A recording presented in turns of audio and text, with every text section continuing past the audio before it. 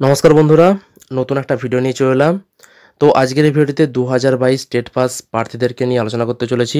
যে সমস্ত ক্যান্ডিডেটরা 2022-এ TET pass করেছিল তারা প্রত্যেকে চাকরি পাবে কি না এবং তাদের মধ্যে কতজনের চাকরি পাওয়ার সম্ভাবনা সর্বাধিক, কতজন চাকরি পেতে চলেছে এবং কারা কারা চাকরি পাবে না, কারা ছাঁটাই হয়ে যাবে, সমস্ত কিছু কিন্তু বিস্তারিত আজকের এই ভিডিওতে আলোচনা করতে চলেছি।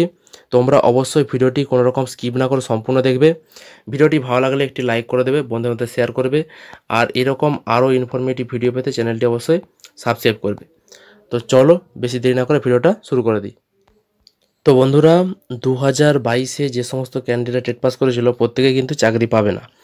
তার কারণটা হলো, দেখো, এখান থেকে শুধুমাত্র কারা চাকরি পাবে, এখান থেকে শুধুমাত্র যারা রেগুলার ডিএলএড কোর্স করেছে তারাই কিন্তু চাকরিটা পাবে। কারণ 2022-এ বিএড ক্যান্ডিডেটরা টেট পরীক্ষা দিয়েছিল, এর সাথে সাথে যারা এনআইওএস ডিএলএড ক্যান্ডিডেট তারাও কিন্তু টেট পরীক্ষা দিয়েছিল। তো তারা কিন্তু প্রথমেই বাদ হয়ে গেছে, তারা কিন্তু এখানে অংশগ্রহণ করবে না। তো তোমরা মোটামুটি ধরে রাখতে পারো রেগুলার ডিএলএড যারা 2022-এ টেট পরীক্ষা দিয়েছিল তাদের সংখ্যাটা প্রায় 40,000-এর মতো রয়েছে। প্রায় 40,000 ক্যান্ডিডেট এরাই কিন্তু 2022-এ টেট পাস রয়েছে এবং এরা কিন্তু পূর্ণ প্রশিক্ষিত ডিএলএড ক্যান্ডিডেট। এবার দেখো, এই যে 40,000 ক্যান্ডিডেট, এই 40,000 ক্যান্ডিডেট এরা কিন্তু প্রত্যেকে চাকরি পাবে না। তার কারণটা কি? কারণ এই 40,000 শূন্য পদটাই কিন্তু পর্ষদ দেবে না, এটাই কিন্তু মেন কারণ। পর্ষদ মোটামুটি কতগুলো শূন্যপদ দিতে পারে? তো দেখো, এখানে মোটামুটি তোমরা ধরে রাখতে পারো 20,000-এর মতো কিন্তু শূন্যপদ পর্ষদ দেবে, 20,000 শূন্যপদ দেবে। তো 40,000 ক্যান্ডিডেট রয়েছে, তার মধ্যে শূন্যপদ দিচ্ছে 20,000। তো সুতরাং প্রায় 50% শূন্যপদ দিচ্ছে পর্ষদ। তো 20,000 জন ক্যান্ডিডেট চাকরি পাবে, বাদ বাকি 20,000 জন কিন্তু চাকরি পাবে না, তারা কিন্তু প্রথমেই বাদ হয়ে যাবে। শুধুমাত্র 20,000 ক্যান্ডিডেটই চাকরি পাবে। 40,000-এর মধ্যে থেকে শূন্যপদ যদি 20,000 দেওয়া হয় তো 20,000-ই চাকরি পাবে। এবার কথা হলো, এই 20,000-এর মধ্যে কারা পড়বে, কারা এই 20,000 ক্যান্ডিডেটের মধ্যে ঢুকবে, আর কারা কারা ক্যান্ডিডেট যারা কিন্তু এই 20,000-এর বাইরে চলে যাবে, যারা অর্থাৎ চাকরিটা পাবে না।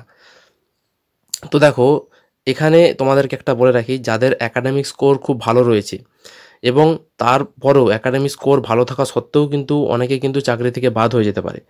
তার কারণটা কি?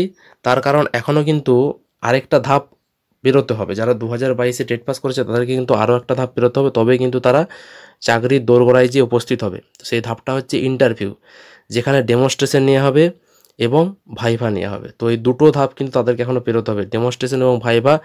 এই দুটো দেওয়ার পরেই কিন্তু তাদের চাকরিটা কনফার্ম হবে। তো এখানে 10 নাম্বারের রয়েছে, তার মধ্যে 5 নাম্বার ভাইভা হবে আর 5 নাম্বারের কিন্তু ডেমনস্ট্রেশন হবে।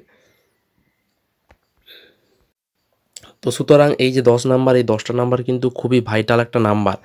দেখো, কারো যদি একাডেমিক স্কোর বেশি থাকে, সেই ক্ষেত্রে সে যদি 10-এর মধ্যে 2 পায়, সেক্ষেত্রে কিন্তু সে অনেকটা পিছিয়ে যাবে। আবার অপরপক্ষে যদি আমরা দেখি যে ইন্টারভিউতে 10-এর মধ্যে যদি কেউ 10 পেয়ে যায়, তার একাডেমিক স্কোর কম থাকলেও সে কিন্তু অনেকটা এগিয়ে যাবে। তো সুতরাং এই যে ইন্টারভিউর পোর্শনটা, এটা কিন্তু খুবই একটা গুরুত্বপূর্ণ ভাইটাল রোল প্লে করতে চলেছে 2022-এর টেট পাস ক্যান্ডিডেটদের জন্য। তো সুতরাং এই যে 20,000 ভ্যাকেন্সি আসতে চলেছে, 20,000 ভ্যাকেন্সিতে কারা কারা চাকরিতে যোগদান করবে বা কারা কারা অংশগ্রহণ করবে 20,000 ভ্যাকেন্সিতে, যাদের ইন্টারভিউ কোর্সটা ভালো থাকবে তারাই কিন্তু এই শূন্যপদের জন্য যোগ্যতা অর্জন করবে। তাই 40,000-এর মধ্যে থেকে 20,000 জন ক্যান্ডিডেট ছাঁটাই হয়ে যাবে, আর 20,000 জন যাদের নাম থাকবে তারা কিন্তু ইন্টারভিউতে খুব ভালো রেজাল্ট করলে তবেই কিন্তু সেই সুযোগটা পাবে। তো সুতরাং চাকরিটা কিন্তু সকলের হচ্ছে না। এবার যারা ধরো চাকরি পাচ্ছে না, যারা শূন্যপদটাতে যারা অংশগ্রহণ করতে পারবে না, তারা কি তাহলে কোনোদিনও চাকরি পাবে না? এটা কিন্তু নয়। যেহেতু পর্ষদ বলে দিয়েছে যে একবার টেট পাস করলে তারা কিন্তু লাইফ টাইম তাদের ভ্যালিডিটি থাকবে, সুতরাং এবারের শূন্যপদে তারা যদি চাকরিটা যদি না পায়, সেক্ষেত্রে তারা কিন্তু পরবর্তী যখন শূন্যপদ পর্ষদের তরফ থেকে দেওয়া হবে, সেই ক্ষেত্রে কিন্তু তারা ইন্টারভিউ প্রসেসে অংশগ্রহণ করতে পারবে।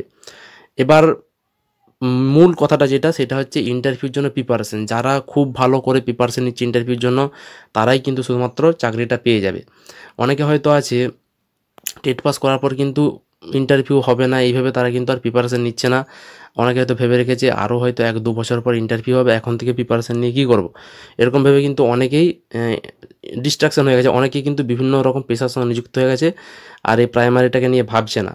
সেই ক্ষেত্রে যখন ইন্টারভিউ নোটিশ আসবে, তারা কিন্তু মাত্র ইন্টারভিউ নোটিশ আসার পর দেখবে হয়তো 3-4 মাসের মাথায় কিন্তু ইন্টারভিউ শুরু হয়ে যাবে। তো সুতরাং তারা এই 3-4 মাস প্রিপারেশান নিয়ে ঠিকঠাকভাবে ইন্টারভিউর জন্য তৈরি হতে পারবে না। অপরপক্ষে যারা এটা ধরেই নিবে যে তাদের ইন্টারভিউ হবেই খুব শীঘ্রই, এবং এইভাবে যারা হয়তো দীর্ঘদিন ধরে প্রিপারেশানটা চালিয়ে যাচ্ছে, তাদের ক্ষেত্রে কিন্তু ইন্টারভিউটা খুব একটা ভালো হবে এবং তারা কিন্তু ইন্টারভিউতে খুব একটা ভালো কোর্স করে নেবে। তো ভালো স্কোর করলে অবশ্যই তারা কিন্তু চাকরির সুযোগটা পেয়ে যাবে। তো সুতরাং যেই সমস্ত ক্যান্ডিডেটরা ইন্টারভিউটাকে নিয়ে সিরিয়াস রয়েছে, যারা কিন্তু এখন থেকে ইন্টারভিউর প্রিপারেশন নিয়ে যাচ্ছে, তারাই কিন্তু চাকরিতে আগে কিন্তু সুযোগটা পেয়ে যাবে। আর যারা এখন ইন্টারভিউটাকে নিয়ে খুব একটা বেশি ভাবছে না, তারা কিন্তু এই চাকরিতে কিন্তু সুযোগ পাবে না, তারা কিন্তু আগেই বাদ হয়ে যাবে। এবার পুরোপুরি বাদ হবে না, কারণ তারা পরবর্তীকালে ইন্টারভিউতে বসতে পারে, তাদের ক্ষেত্রে এবার পরবর্তী ইন্টারভিউ কবে হবে সেটা কেউ এখন থেকে বলতে পারবে না। তো সুতরাং তারা কিন্তু ধরেই নিতে পারে তারা কিন্তু বাদ হয়ে যাচ্ছে। তো এই ছিল আপডেট। সবাই কিন্তু চাকরিটা তাহলে পাচ্ছে না, মোটামুটি তোমরা ধরে রাখতে পারো 20,000-এর মতো ক্যান্ডিডেট কিন্তু চাকরি পাবে এই 2022 ডেট থেকে। তো এই ছিল আপডেট। এই বিষয়ে তোমাদের কারো কোনো মতামত থাকলে অবশ্যই তোমরা ভিডিওর কমেন্ট বক্সে কমেন্ট করে জানাবে। ভিডিওটা ভালো একটা লাইক করে বন্ধুদের শেয়ার করবে। তো আজকের মতো এই পর্যন্তই, ধন্যবাদ।